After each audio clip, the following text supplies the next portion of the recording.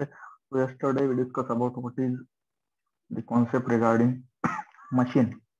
Okay, so basically machine is divided into two categories: simple machine or compound machine. Okay, then as I said, the machine. Okay, so you can observe that n number of machines are available in your surrounding. Okay, different number of machines, but each and every machine has its particular law to perform the activity. Okay, so with respect to that particular law, every machine perform the task which is assigned to it. Okay, so basically all of you aware about what is the equation of line. Okay, so similar to equation of line, there is law of machine. So if you compare this law with your equation of line, so this similar. Okay, only the parameter change, x-axis and y-axis parameter. Okay, so basically what is law of machine? See, when we take any example of machine, there is plot of load versus effort. Okay, load means the weight which is lifted by the machine, and effort means the force or the weight which is added by you. Okay, so if you plot this graph by any particular machine, so if you want to increase the load of first one, let's consider this A point has a reading of x-axis is 0 and y-axis C, let's take it as a 2 Newton for the understanding purpose. Okay, so as I said, when we applied 2 kilonewton load on any particular machine, 2 kilonewton is the only for understanding purpose. Huh? So if you apply 2 kilonewton on any machine, your machine will be in the stationary condition. Okay, as we take the example that similar example like a table. So our effort is invested or wasted to overcome the friction. Okay, so when we increase the value of effort, say 3 kilonewton, your load goes on increasing. Okay, so we can consider that to lift a load of 3 kilonewton, to lift the load of 3 kilonewton, we required the effort of 2 kilonewton. Then again 5 kilonewton load साठी तिथे effort लागला, त्यानुसार हा जो graph आहे 1 2 3 4 या चार value साठी मी एक ग्राफ प्लॉट केला. Okay, it's basically straight line. Then if we join all the point and extend the line above to meet the y-axis which has an intersection of A. Okay, so this line will not pass from the origin basically. Okay, so if you try to draw the line like this, okay, so the law of machine's line will not pass to the origin or from the origin. It will meet somewhat on y-axis. Okay, why? There is a reason. Okay, see, if you consider that the law of machine's line will starting from or meet at point O. So what are the point of O? X-axis 0, y-axis also 0. So load will be 0, effort will be 0. Okay, but as soon as we applied the effort, say 0.1 Newton, it will lift or create the work done. Okay, but this is not practically happen. Why? Due to friction. Okay, so where somewhat energy is lost in the friction. म्हणून हा जो काही O to A point आहे, तुमचा जो काही graph येतो या पॉइंटला मीट होतो, या म्हणजे वाय ऍक्सिस वरती कुठे पण. मग तो काय डिनोट करतो, तुमचा हा जेवढा सी पॉइंट आहे तेवढ्या अमाऊंट मध्ये एफर्ट हा फ्रिक्शन ओव्हरकम करण्यासाठी वेस्ट झाला. म्हणजे जर हा प्लॉट जर मी रीड केला तर इथे मी सपोज कन्सिडर केला 2 किलो न्यूटन आहे. हा 2 किलो न्यूटन एफर्ट ज्यावेळेस मी बॉडीवरती लावतोय त्यावेळेस लोड किती झाला, 0 चे. म्हणजेच काय झालं, माझा 2 किलो न्यूटन कुठे गेला, तो फ्रिक्शन ओव्हरकम करण्यामध्ये. म्हणजे ज्यावेळेस फ्रिक्शन ओव्हरकम झालं तिथून हा तुमचा ग्राफ हा लिनियरली इन्क्रीज होतो. Okay, so basically your C is y-intercept. Okay, y-intercept will denote the effort required to overcome the friction. Effort which is required to overcome the friction.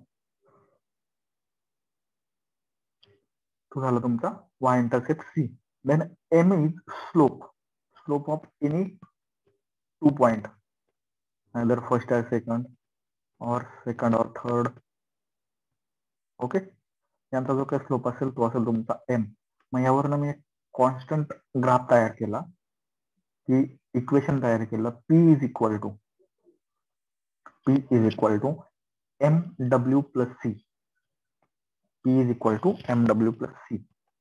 So M means slope, C means the y-intercept.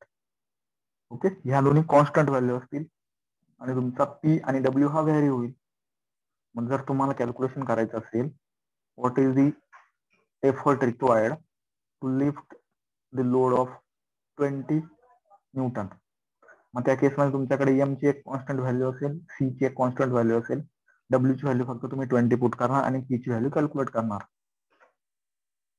Okay, so मी जर एखादा particular machine पकडलं, से screw जॅकचा एक particular law तयार होतो, P is equal to 0.2 W plus 5.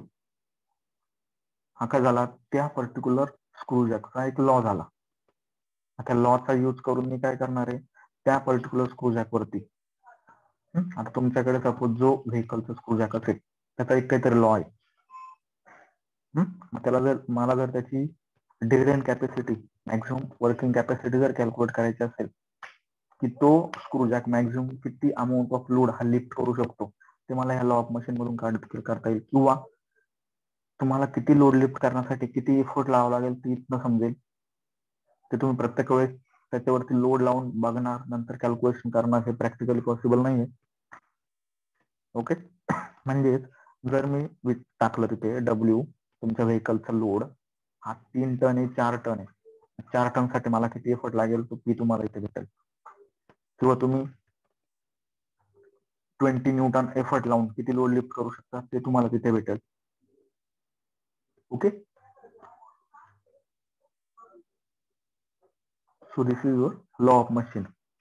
P is equal to MW plus C, where P म्हणजे काय, effort applied, W is load lifted, M म्हणजे constant, जो स्लोप असेल तुमच्या लाईनचा, आणि C म्हणजे फ्रिक्शन. ओके, सो आपण एक टर्म बघितली होती बघा, मेकॅनिकल ऍडव्हान्टेज. मेकॅनिकल ऍडव्हान्टेज काय होतं तुमचं, लोड आणि एफर्ट यांचा रेशो. ओके, आता मेकॅनिकल ऍडव्हान्टेज हे मॅक्झिमम कधी असेल, so what is the condition of maximum mechanical advantage. Okay, मग त्यासाठी एक इक्वेशन दिलेलं आहे बघा. मॅक्झिमम मेकॅनिकल ऍडव्हान्टेज म्हणजे काय, 1/m. ओके, मग आपल्याकडे लॉ ऑफ मशीन आहे, P is equal to MW plus C. Okay, P is equal to MW plus C. Okay, mechanical ऍडव्हान्टेजचा फॉर्म्युला काय होता, W/P, आणि P ची व्हॅल्यू काय होती, MW प्लस C. मग इथे मी MW प्लस C जर पुट केलं आणि या टोटल इक्वेशनला जर W ने डिवाइड केलं तर इथला WW कॅन्सल झाला. So 1/m plus C/W. तर सी म्हणजे काय तुमचा वाय इंटरसेप्ट जो फ्रिक्शन आहे ते स्मॉल मध्ये असतं. त्याला डब्ल्यू ने डिवाइड जर केलं तर आन्सर जे येईल ते निग्लिजिबल आहे. So we neglect it. So तुमचा एम ए जो भेटेल तो 1/m असेल. M for slope. ओके. म्हणजे तुमच्या कुठल्याही मशीनचा maximum mechanical advantage, okay, maximum mechanical advantage हा 1 डिवाइड बाय स्लोप असेल. 1 डिवाइडेड बाय स्लोप. तसंच आता मॅक्झिमम इफिशियन्सी, तुम्ही इफिशियन्सी कॅल्क्युलेट करता म्हणजे ते काय असते, ऍव्हरेज असते. मॅक्झिमम एखादं मशीन मॅक्झिमम इफिशियन्सी किती देऊ शकतं ते परत कॅल्क्युलेशन कसं करणार आहे तुम्ही. मेकॅनिकल ऍडव्हान्टेज तुमचा W/P आणि इफिशियन्सी काय mechanical advantage divide by velocity ratio. आता मॅक्झिमम इफिशियन्सी कधी असेल, ज्या वेळेस तुमचा मेकॅनिकल ऍडव्हान्टेज हे मॅक्झिमम असेल. ओके. म्हणून मी तिथे एम ए च्या ऐवजी 1/m पुट केला. 1/m. म्हणून maximum efficiency is equal to 1 divide by m into velocity ratio. यावरती बेस्ड काही प्रॉब्लेम आहे. Problem number 1, as certain machine has a velocity ratio of 20. एका मशीनचा velocity ratio हा 20 दिलेला आहे. If the load of 100 Newton is lifted, load of 100 Newton म्हणजे W किती दिलेला आहे 100 न्यूटन, तो लिफ्ट करायचा त्यासाठी तुम्हाला किती एफर्ट लागला, by an effort of 25 newton. 25 newton effort लागला. म्हणजेच 100 न्यूटन लोड लिफ्ट करण्यासाठी किती एफर्ट लागला, 25 न्यूटन. मग त्यावरनं calculate mechanical advantage and efficiency of the machine. Okay. So given तुम्हाला काय दिलेलं आहे, व्हेलॉसिटी रेशो हा 20 दिलेला आहे. त्याच्यानंतर लोड 100 न्यूटनचा तुम्ही लिफ्ट केला, त्यासाठी 25 न्यूटन एफर्ट यूज केला. ओके. आणि एम ए आणि इफिशियन्सी कॅल्क्युलेट करायची. आपल्याकडे एक फॉर्म्युला आहे,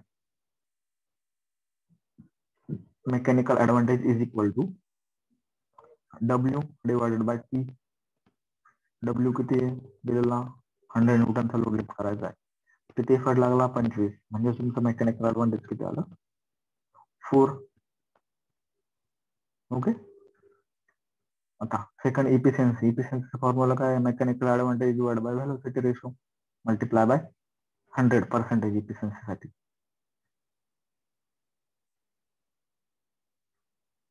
मेकॅनिकल ऍडव्हान्टेज आता तुम्ही इतक्यात कॅल्क्युलेट केला किती आलं ते 4.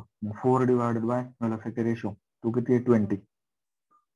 So 4 divide by 20 multiply by 100 म्हणजे तुमची इफिशियन्सी आली 20. ओके. सो या पद्धतीने आपण काय केलं, दी व्हेलॉसिटी रेशो दिलेला होता, त्यावरनं मेकॅनिकल ऍडव्हान्टेज डब्ल्यू आणि पी वरनं मेकॅनिकल ऍडव्हान्टेज कॅल्क्युलेट केला आणि ratio of mechanical advantage divide by velocity ratio या दोघांवरनं इफिशियन्सी कॅल्क्युलेट केली. त्याला मल्टिप्लाय बाय 100 केलं म्हणजेच ती पर्सेंटेज इफिशियन्सी कॅल्क्युलेट होते. ओके.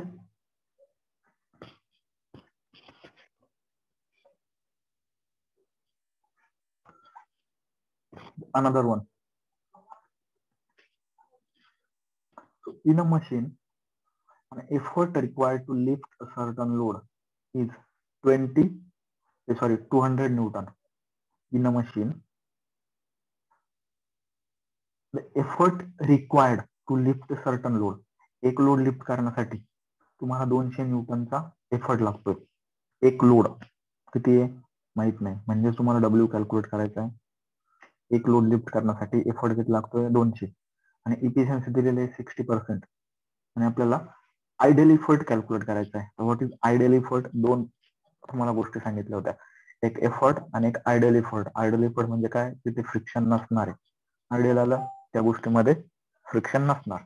असा एफर्ट कॅल्क्युलेट करायचा आहे. तो कसा करणार, आयडियल एफर्टचा फॉर्म्युला आहे आपला काय, load divided by velocity ratio. Load divided by velocity ratio. आपल्याकडे लोड आहे का, लोडची व्हॅल्यू दिलेली नाहीये, देन व्हेलोसिटी रेशोची व्हॅल्यू पण दिलेली नाहीये. मग आधी आपल्याला दोन्ही गोष्टी कॅल्क्युलेट कराव्या लागतील. हे तर लक्षात. आता दोन्ही गोष्टी कशावरनं कॅल्क्युलेट करायच्या, त्यासाठी एक टर्म तुम्हाला दिलेली बघा, इफिशियन्सी. इफिशियन्सी दिलेली आहे. ओके, आपल्याकडे इफिशियन्सीचा फॉर्म्युला आहे, efficiency is equal to percentage efficiency mechanical advantage divide by velocity ratio. Okay, म्हणजेच काय, mechanical advantage divide by velocity ratio. आता आपल्याकडे मेकॅनिकल ऍडव्हान्टेज पण नाही, व्हेलोसिटी रेशो पण नाही, मग मी फक्त हा mechanical advantage in terms of P आणि डब्ल्यू नोट केला. So W by P is equal to काय होतं तुमचा मेकॅनिकल ऍडव्हान्टेज. व्हेलोसिटी रेशो तसाच ठेवला. ओके, देन इफिशियन्सी 60% दिलेली आहे. ओके, म्हणजे ती किती झाली, 0.6. त्याला जर मी इफिशियन्सीला जर एफर्टने मल्टिप्लाय जर केला, efficiency multiply by effort is equal to तुमचा पी आयडियल असेल. ओके, दोघं इक्वल असता, is equal to load divided by velocity ratio. Okay, so we have efficiency in percentage 0.6 ती आली, मल्टिप्लाय बाय पी दिलेला आहे. ओके, याचं जर कॅल्क्युलेशन केलं तर तुमचा आयडियल एफर्ट येतो 120 न्यूटन. म्हणजेच काय, तुमचा 200 न्यूटनचा लोड, 200 न्यूटन एफर्ट असताना, 200 न्यूटन एफर्ट असताना इफिशियन्सी 60% असताना तुम्हाला त्या पर्टिक्युलर मशीन वरती किती आयडियल एफर्ट लागेल, म्हणजे फ्रिक्शन नसताना किती एफर्ट लागेल तुम्हाला, 120 newton. Okay, 120 Newton.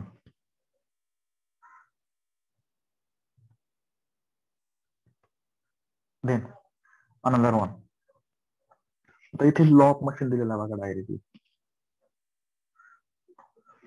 Law of machine is P is equal to काय होतं, law of machine MW plus C.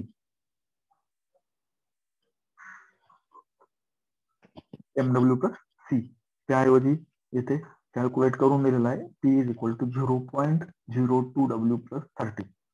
मग 0.02 काय झाला, तो कम्पेअर जर केला लॉ ऑफ मशीन सोबत तर 0.02 झाला तुमचा M आणि 20 झाला, 30 झाला C, जेव्हा इंटरसेप्ट. जसं व्हेलोसिटी रेशो दिलेला आहे मशीनचा 82, आणि आपल्याला एफर्ट आणि एफर्ट लॉस इन फ्रिक्शन मध्ये किती एफर्ट लॉस झाला ते कॅल्क्युलेट करायचं आहे. ज्यावेळेस लोड हा 1200 किलो न्यूटन असेल, 1200 किलो न्यूटन. आता दोन गोष्टी लक्षात घ्या, तुम्हाला लोड किती दिलेला आहे, 1200 किलो न्यूटन, आणि लॉ ऑफ मशीन मध्ये पी ची व्हॅल्यू न्यूटन मध्ये दिलेली, म्हणजे इथे न्यूटन आहे, इथे किलो न्यूटन आहे. म्हणजे आपल्याला एका कुठल्या तरी कॅटेगरीमध्ये कन्वर्जन करायला लागेल. मग हा किलो न्यूटनचा मी न्यूटन मध्ये कन्वर्ट करून घेतलं, 1200 multiply by 10⁻³ so 1200 into 10⁻³ Newton हा झाला तुमचा डब्ल्यू. इथे तुम्हाला पी दिलेला आहे,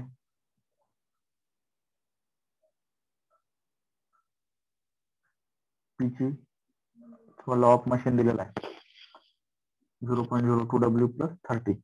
व्हेलोसिटी रेशो किती दिलेला आहे, 82. कॅल्क्युलेट काय करायचं आहे, एफर्ट म्हणजे पी आणि एफर्ट लॉस इन फ्रिक्शन म्हणजे पीएफ.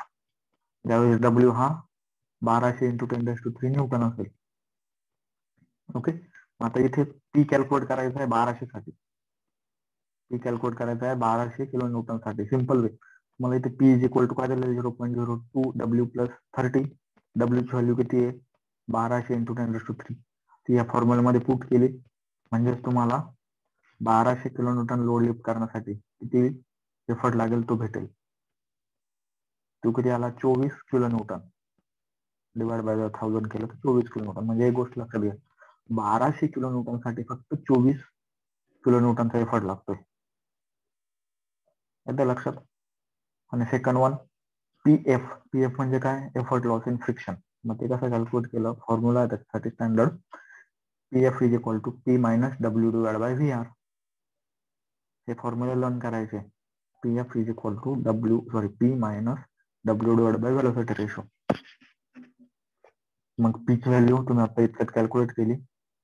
मायनस डब्ल्यू तो किती दिलेला आहे? 1200 इंटू 10⁻³ डिवाइडेड बाय 82. 82 काय? Velocity ratio. आता लक्षात. मग त्यावरनं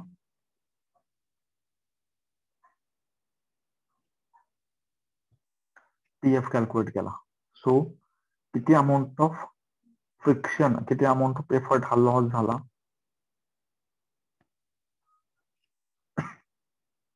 9395 न्यूटन. किती मधला? 24030 मधला.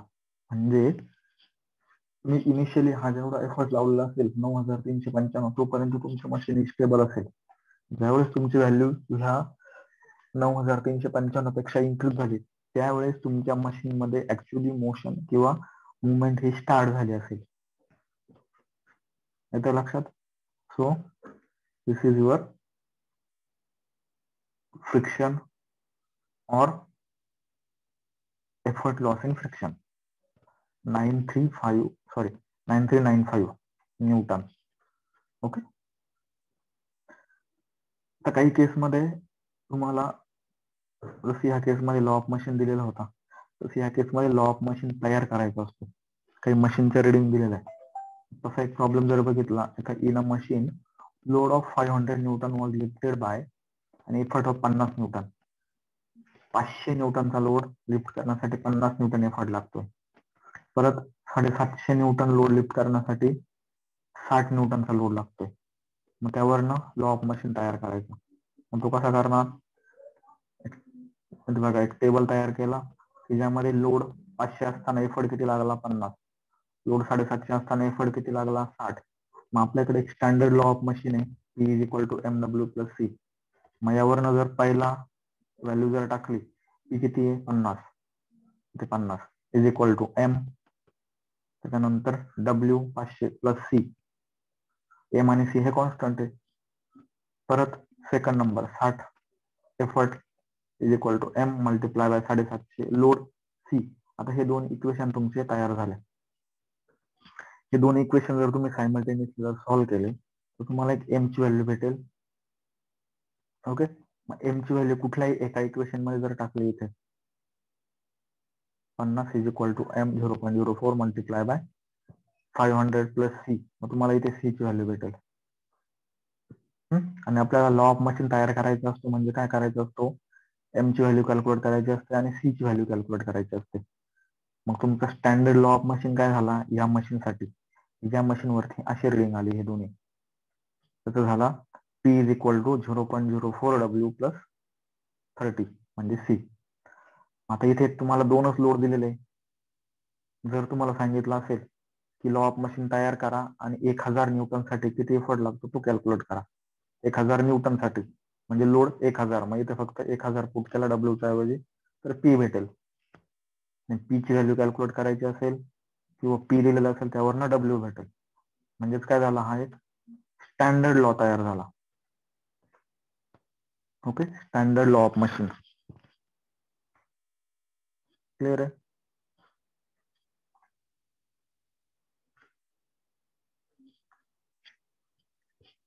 ओके.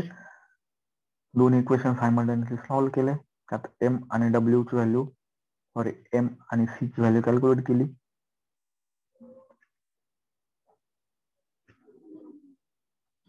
आणि ती लॉ ऑफ मशीन मध्ये पुट केली. म्हणजे एक लॉ स्टँडर्ड लॉ तयार झाला. P is equal to 0.04 W plus 30 newton. यावरनं कुठलीही व्हॅल्यू त्या मशीनच्या रिलेटेड नंतर कॅल्क्युलेट करता येईल. ओके.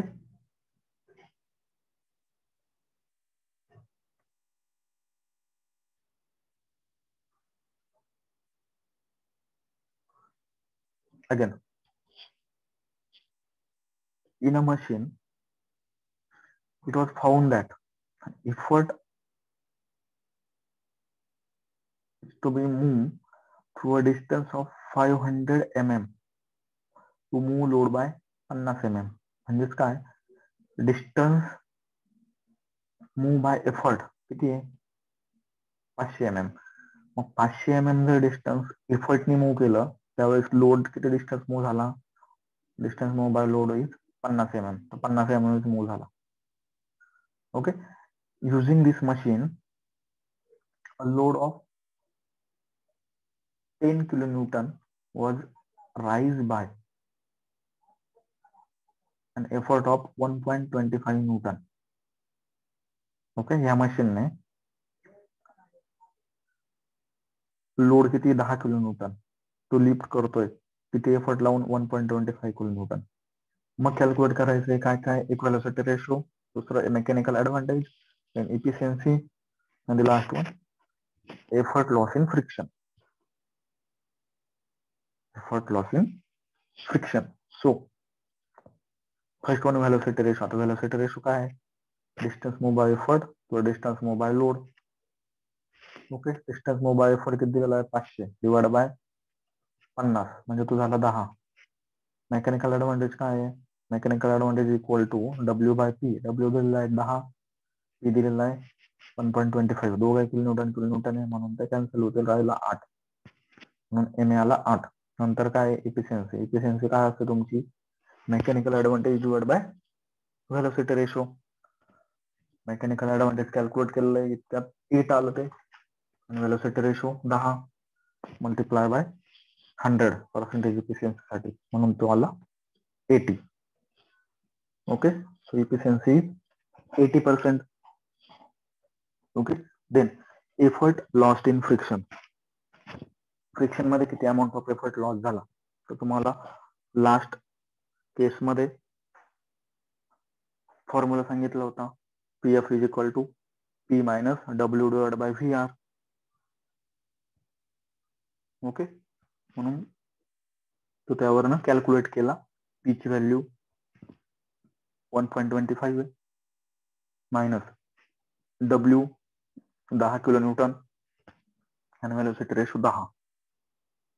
सो 1.25 मायनस 1, सो किती एफर्ट लॉस झाला, 0.25 kilo newton. Okay, so effort loss in friction. Friction मध्ये किती एफर्ट लॉस झाला, 0.25 kilo newton. Okay, so here is a relation between your load and mechanical advantage. So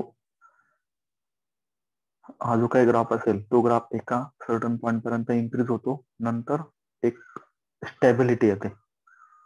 okay, म्हणजे तुमचा load हा increase होतो, but त्या ratio मध्ये mechanical advantage जे असेल, मॅक्झिमम मेकॅनिकल ऍडव्हान्टेज, ते मेकॅनिकल ऍडव्हान्टेज इन्क्रीज होत नाही. ओके, म्हणजेच एका सर्टन पोझिशनला जाऊन तो परत डाऊन होतो. ओके, इफिशियन्सी जरी बघितली तर इफिशियन्सी तुमच्या मशीनची 0 पासून ते मॅक्झिमम पर्यंत हे इन्क्रीज होते कर्वेचर मॅनर मध्ये. Okay, so this is the basic about the simple machine.